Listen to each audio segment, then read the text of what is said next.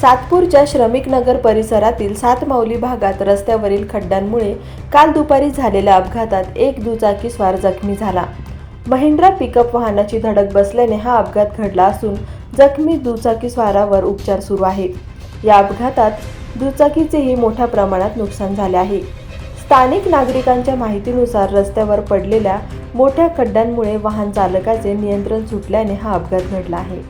या परिसरातील रस्त्यांची दुरवस्था अनेक दिवसांपासून कायम असून यापूर्वीही किरकोळ अपघात घडल्याचे नागरिकांनी सांगितले. या घटनेनंतर परिसरातील नागरिकांमध्ये संतापाची लाट पसरली असून प्रशासनाच्या निष्काळजीपणावर तीव्र नाराजी व्यक्त करण्यात येत आहे. संबंधित प्रशासनाने तत्काळ रस्त्यावरील खड्डे बुजवून वाहन चालकांच्या सुरक्षिततेची व्यवस्था करावी अशी मागणी नागरिकांनी केली आहे. स्थानिकांनीही वारंवार तक्रारी करूनही रस्त्यांची दुरुस्ती होत नसल्याचा आरोप केला असून आणखी जीवितहानी होण्यापूर्वी तातडीने उपाययोजना कराव्यात, अन्यथा तीव्र आंदोलन छेडण्याचा इशाराही देण्यात आला आहे. दैनिक भ्रमरसाठी प्रतिनिधी मंगेश एरंडे.